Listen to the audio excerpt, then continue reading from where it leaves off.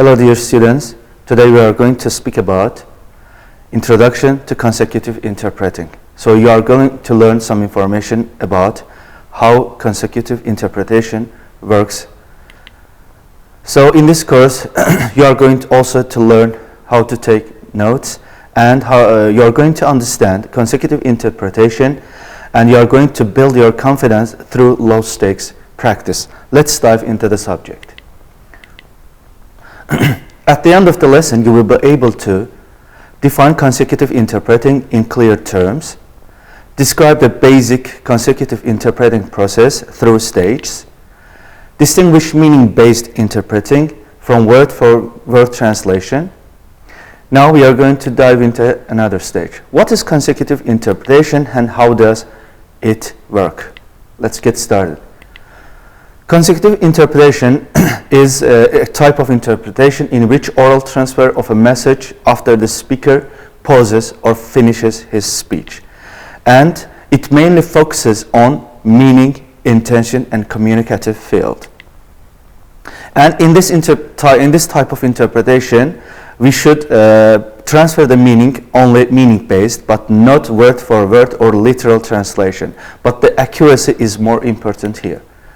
So it means that consecutive interpreting is first listening, and second understanding, processing the information, and the next stage is delivering what you have understood or paraphrased.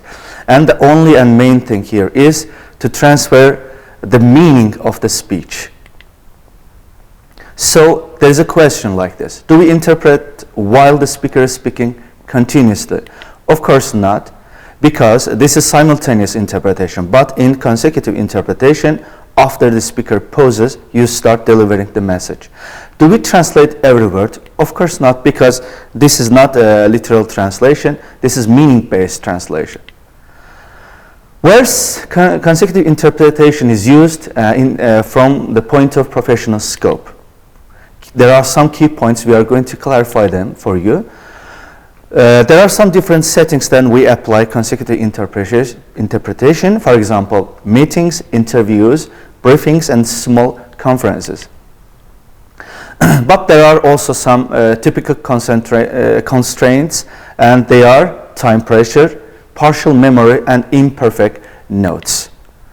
But of course, we are expected to deliver quality of speech, and our speech should be clear, complete, and coherent. So there are four stages of this model. In the first stage, this is listening, and you focus on the speaker's speech and what he delivers to you. Second of all, understanding the meaning of the speech and creating the structure. And the third of all is processing. It means you organize the ideas. You have some minimal notes. And the fourth process is, now the final process is to deliver what you have heard and what you have structured. There are some core stages that in this stage we are going to dive into those stages. So let's start. So I would like to begin with mini input. So what makes this type of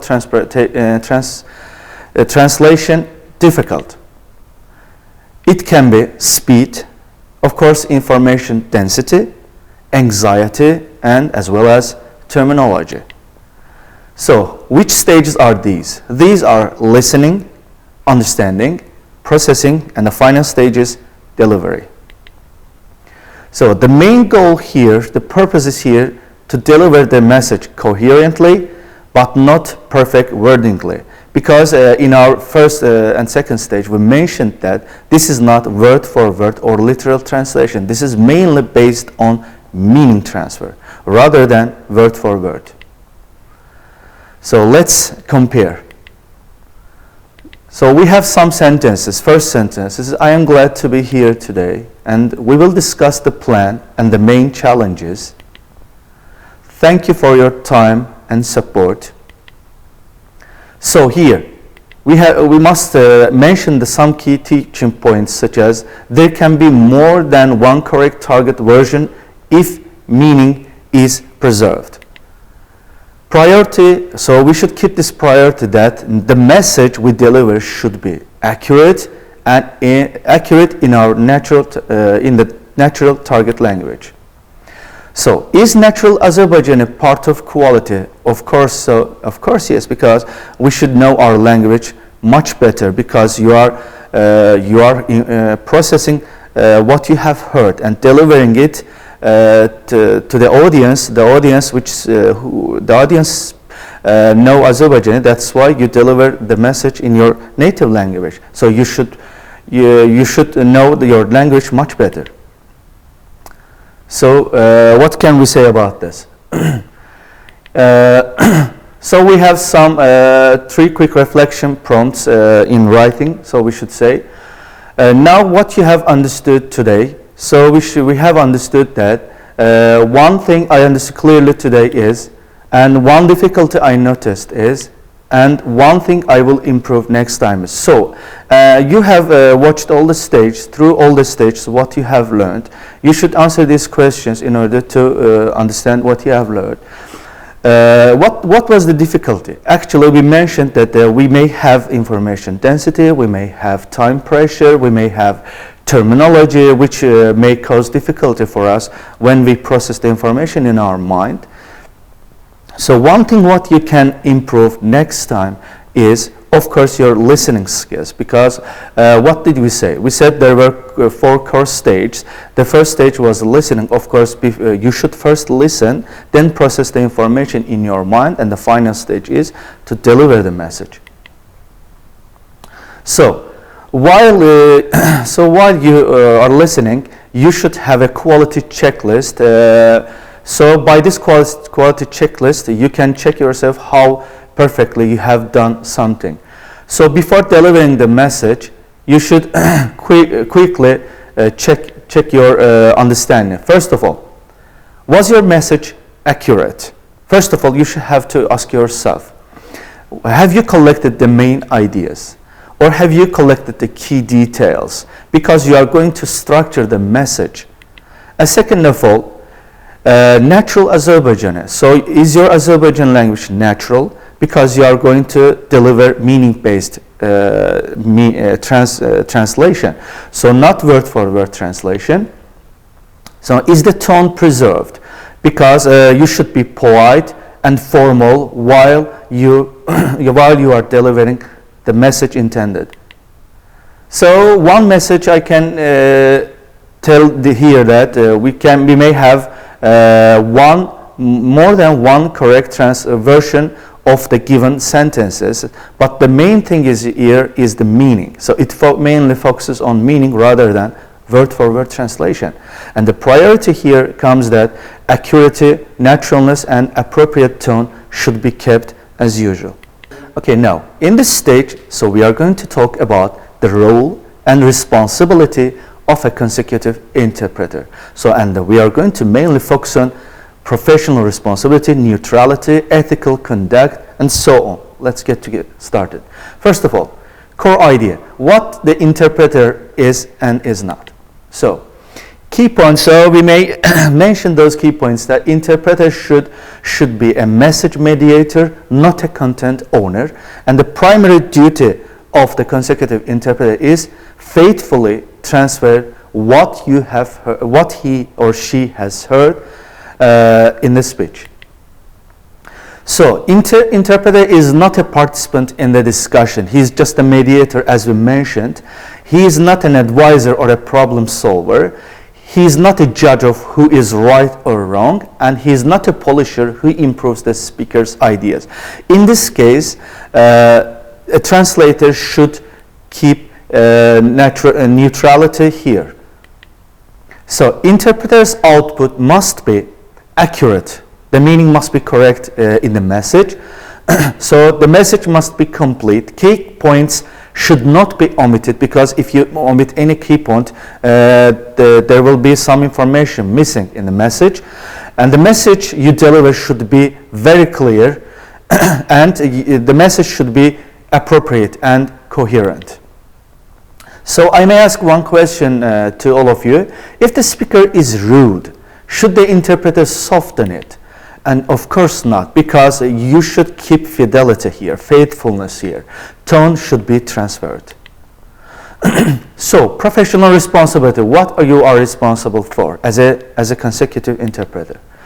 So, first of all, you are responsible for accuracy of meaning. You should avoid additions, you should avoid omissions, and you should avoid distortions.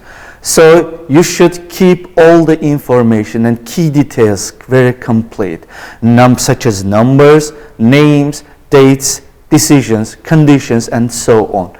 Coherence. The message you deliver must be very coherent in order to be understood, such as logical flow or main ideas, then supporting points.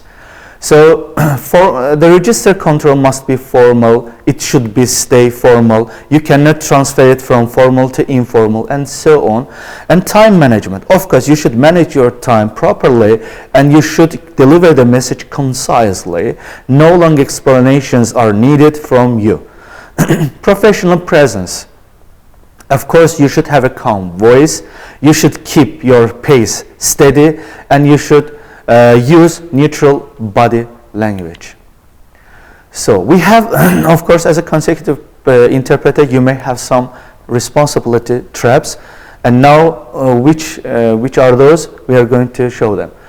Fixing the speaker's grammar. This is not necessary, and this is not your duty.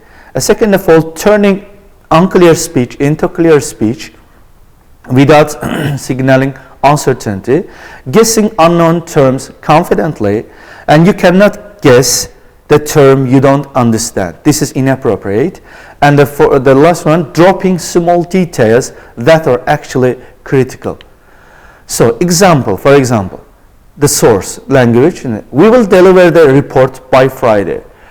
But if you say instead of by Friday soon, that you will lose the deadline and your message will not be very accurate. The right version is, we will deliver the report by Friday. So you should transfer it like this.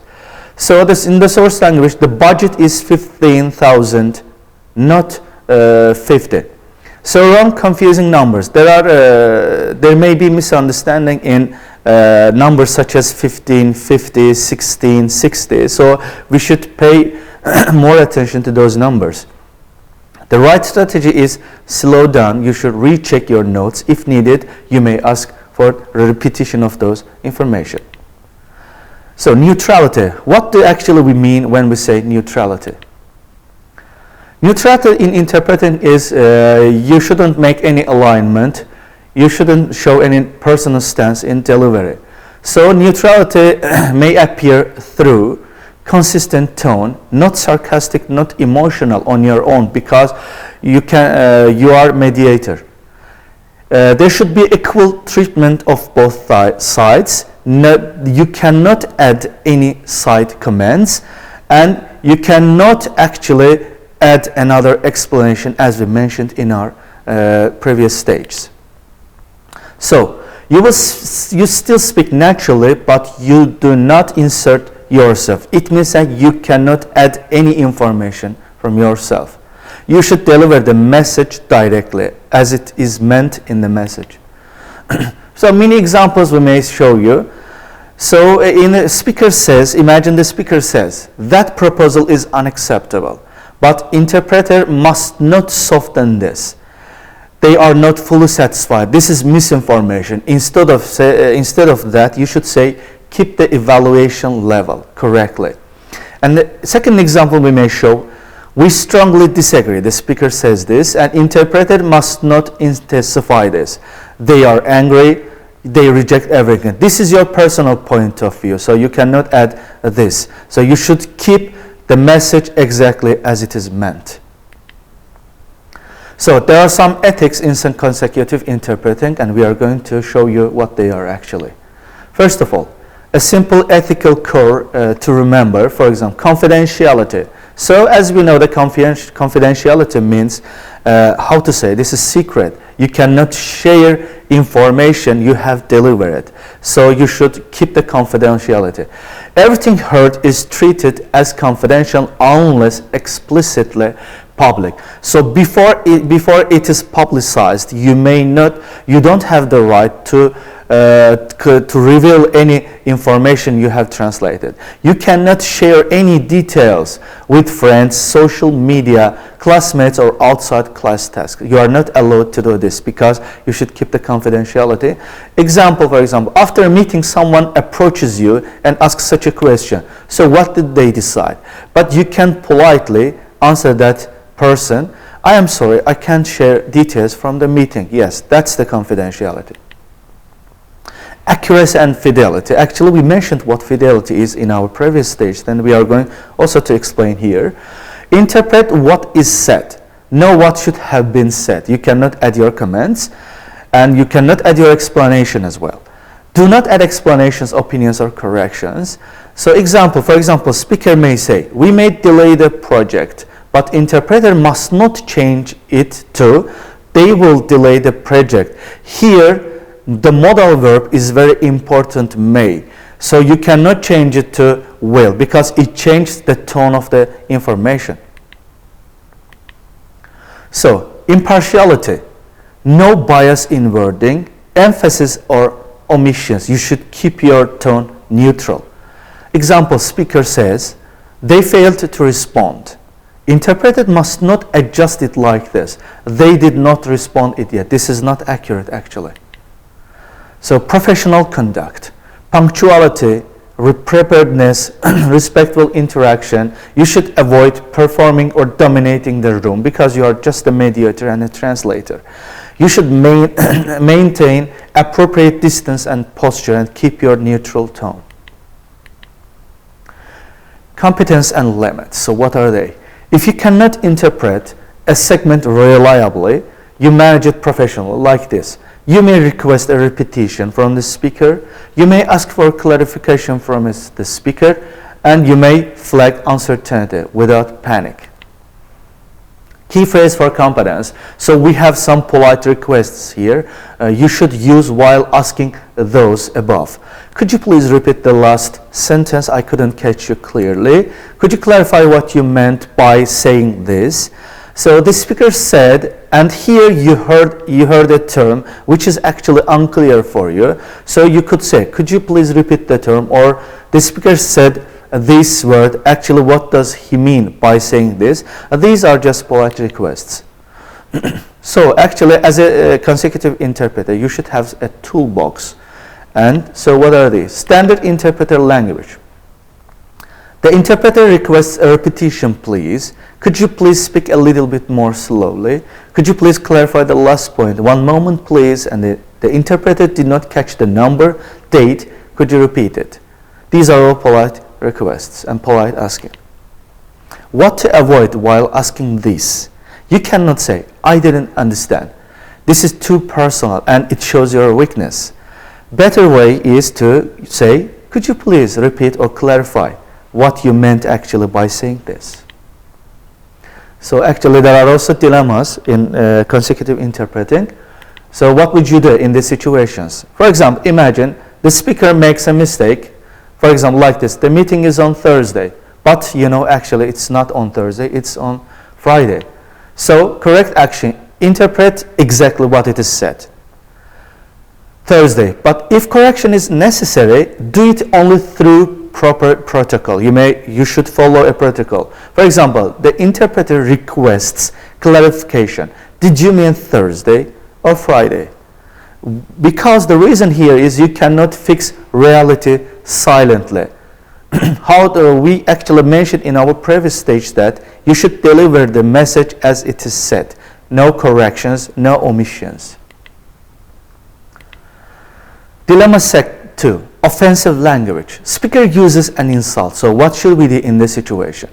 The correct action we should, perform here is to transfer the meaning and tone appropriately without adding more insult. Or we should keep professional delivery, not your own emotions. And the third dilemma we may have, private side request. Imagine there are 4 or 5 parties inside the room. One party may whisper to you. Tell them we do not agree, but don't say it directly. So what you do here in this situation? Decline politely. Interpreter is not a secret messenger. Please say that directly. I will interpret it what it is said. Dilemma 4. Unknown terms. Well, as we said that one of the main difficulties is to come across such a term you may not understand.